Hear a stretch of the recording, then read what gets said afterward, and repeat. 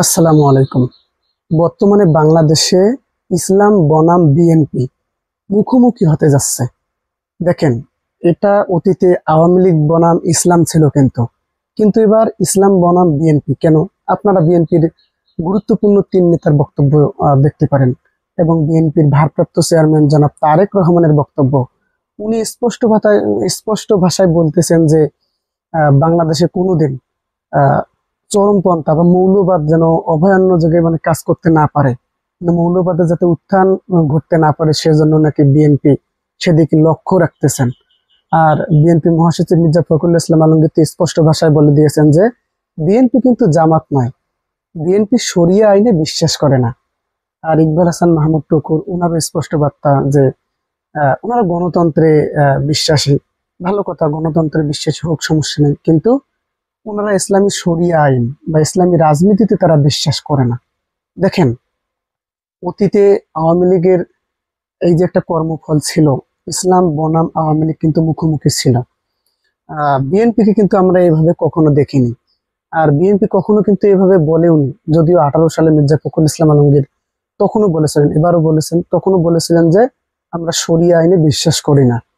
আহ তারপরও যেহেতু মির্জা ফখরুল শুধু বলেছিলেন, তারপরও বিএনপিতে কিন্তু অনেক অনেকেই আছে, কিন্তু অনেক ভালো ভালো লোক। কিন্তু এবারে যে পরিস্থিতিটা লক্ষ্য করা যাচ্ছে, স্বয়ং দলের একজন গুরুত্বপূর্ণ পদে, যিনি বিএনপি জয়ী হলেই আগামীতে প্রধানমন্ত্রী পদে বসবেন, জনাব তারেক রহমান, উনি ওনার বক্তব্য থেকেই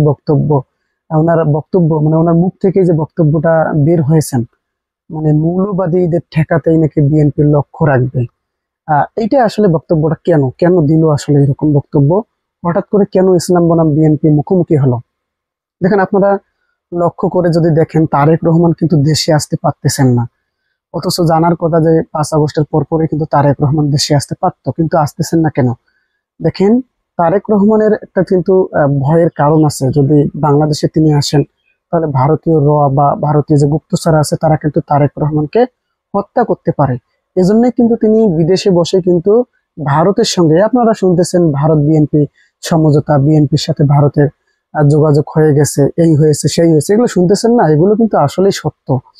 দেখেন, তারেক রহমান ওনার জীবনকে বাঁচানোর উদ্দেশ্যে কিন্তু ভারতের সাথে ওনাদের একটা সমঝোতা হয়ে গেছে, না হলে তো তিনি দেশে আসতে পারবেন না। এজন্য কিন্তু তিনি দেরিতে দেশে আসতেছেন। আর হঠাৎ করে এর ভারতকে খুশি করার উদ্দেশ্যই কিন্তু এইসব বক্তব্য কিন্তু তিনি দিতেছেন। আর ভারতকে এটা প্রমাণ করতে হবে তো তারেক রহমানকে বা বিএনপি কে যে আমরা কঠোর ইসলাম বিরোধী, কঠোর ইসলাম বিদ্বেষ। বাংলাদেশে যেন হুজুররা কোনোদিন মাথা উঁচু করে দাঁড়াতে না পারে, মৌলবাদী আহ বা চরমপন্থা এগুলো দেখেন বুঝ দিচ্ছেন, কিন্তু স্বয়ং তারেক রহমান এটা বলতেছেন। তার মানে তারা ভারতকে, মানে তারেক রহমান ভারতকে বোঝাতে চাচ্ছেন যে আমি এখন শেখ হাসিনার জায়গাটা পূরণ করতে চাচ্ছি। আপনাদের আস্থার প্রতীক এখন এখন বিএনপি হবে, তারেক রহমান হবে।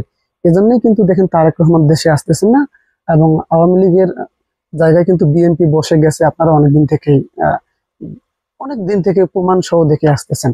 পিনাকি বলেন, ইলিয়াস বলেন, কনক সরোয়ার বলেন, এবং সংবাদ মাধ্যমে আপনারা দেখতেছেন কিভাবে কি ঘটনাগুলো ঘটতেছে। তো এটা আসলে ভারতকে খুশি করার জন্যই, আওয়ামী লীগের শূন্যস্থান পূরণ করার জন্যই কিন্তু এই ঘটনাগুলো ঘটতেছে, যাতে তারেক রহমান যদি দেশে আসে ভারত যেন কোনো সমস্যা করতে না পারে, এমনকি ওনাকে হত্যাও যেন করতে না পারে। আপনারা জানেন জিয়াউর রহমান কঠোর ভারত বিরোধী বা ভারত বিরোধী দেশপ্রেমিক ছিল বলেই কিন্তু ওনাকে হত্যা করা হয়েছে। সুতরাং তারেক রহমান তো খালকে তার কুমির ডেকে আনতে পারেন না, তাই তিনিও আসলে বুঝে গেছেন। এজন্যই বিএনপি বনাম ইসলাম কিন্তু এখন মুখোমুখি হতে যাচ্ছে। এটা আসলে হওয়ার কথা ছিল না যদিও, কিন্তু তারপরও এটা আসলে বর্তমান রাজনৈতিক প্রেক্ষাপটে মুখোমুখি হতে যাচ্ছে। যদিও আওয়ামী লীগের শূন্যস্থান কাউকে না কাউকে তো পূরণ করতেই হবে।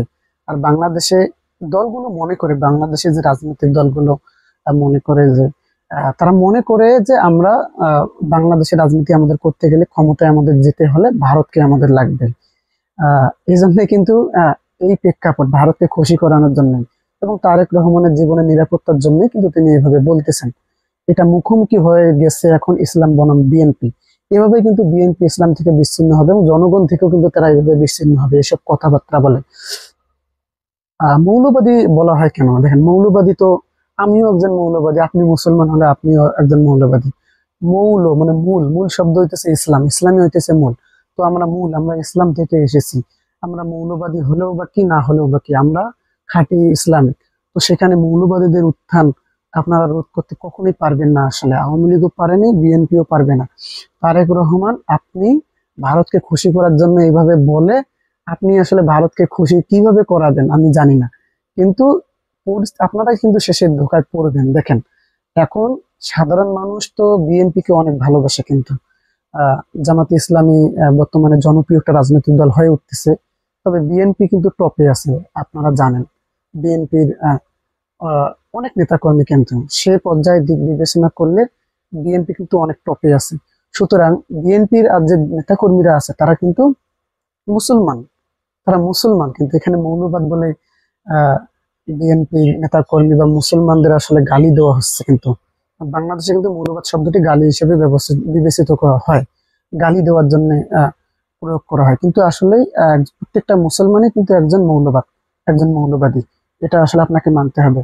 আর বিএনপির স্পষ্ট ইদানিং কিছু কথাবার্তা, মির্জা ফখরুল ইসলাম আলমগীর শরিয়া আইনে বিএনপি বিশ্বাস করে না। দেখেন, মৌলবাদ, শরিয়া আইন এসব বলার তো কোনো প্রয়োজন নেই। আপনারা দেখেন, সবাই তো আর নামাজ পড়ে না। আমি কোনো হুজুর নই, আমি তারপর একটা সাধারণ ভাবে বলি আমার যতটুকু জ্ঞান, সবাই নামাজ পড়ে না, 5 ওয়াক্ত নামাজ কিন্তু সবাই পড়ে না। কিন্তু আল্লাহ রাব্বুল আলামিন কিন্তু আপনাকে নামাজ পড়েন না বিধায় যে জাহান্নামে দিয়ে দিবেন তা কিন্তু না। আপনি কয়েকদিন পর নামাজ পড়লে, আল্লাহর কাছে কান্নাকাটি করলে কিন্তু ভালো হতে পারেন, আল্লাহ মাফ করে দিতে পারে না। এখানে তো কোনো সমস্যা নেই, আল্লাহর এটা ইচ্ছা, আল্লাহ পরম দয়ালু। তো এখানে শরিয়া আইন আমাদের প্রত্যেকটা মানুষকে মানতে হবে, নাহলে সে কাফের। আমরা কোনো কারণে যেমন নামাজ পড়ি না, আমরা শরিয়া আইনটা মানতে পারতেছি না, এটা উদাহরণ আমি বলতেছি। কিন্তু তাই বলে তার বিরুদ্ধে আমরা বলবো, এটা কিন্তু কখনোই হতে পারে না। আমরা আজ মানতেছি না, কালকে অবশ্যই মানতে পারি, হিদায়ত তো আল্লাহ দিতে পারেন, তাই না? কিন্তু সরাসরি এর বিরোধিতা করা মানে কি জানেন? একজন কাফের হওয়া। শরিয়া আইন বিএনপি বিশ্বাসী নাই, কথাটা মোটেও আসলে যৌক্তিকতা এর কোনো নাই। কেননা বিএনপি ইসলামপন্থীদেরও কিন্তু দল। বিএনপিতে যারা আছে তারা কি হিন্দু?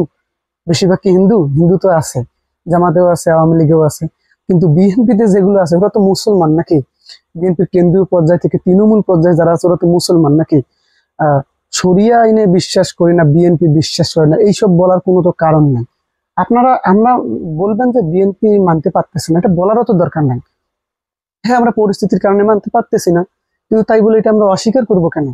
এটা আসলে মোটেও ঠিক নয়। আমি ছোট মানুষ, যদি আমার কোনো ভুল ভ্রান্তি হয়ে থাকে আমি আগে ক্ষমা চেয়ে নিই, আমার বক্তব্যে যদি কোনো ভুল ভ্রান্তি হয়ে থাকে। তবে আমি এটা বলে নিলাম, ভালো কথা। কিন্তু আহ কেন আমরা মানতে পারতেছি না, আমরা নামাজ পড়তে পারতেছি না, তাই বলে আমরা কি নামাজের বিরোধিতা করব? যে বিএনপি নামাজে বিশ্বাসী না, এটা কি কখনো বলা যাবে? বলতেছেন বিএনপি শরিয়া আইনে বিশ্বাসী না, এটা তো কখনো আসলে যৌক্তিকতা নেই বলার। তো এটা এটা পরিস্থিতি কৌশলে বিএনপি বনাম ইসলাম কিন্তু এখন মুখোমুখি পর্যায়ে দাঁড় করিয়ে দিয়েছে, ভারতেই বলেন বা অন্যান্য কোনো মাধ্যমেই বলেন। তো এই পরিস্থিতিতে আসলে বিএনপি এর সঙ্গে জনগণ আগামীতে কি বার্তাটা দেবে সেটাই আসলে দেখার বিষয়। তো এই বিষয়টাকে আপনি কিভাবে দেখছেন? অবশ্যই অবশ্যই আপনাদের মন্তব্যটি শেয়ার করবেন। ধন্যবাদ। আসসালামু আলাইকুম।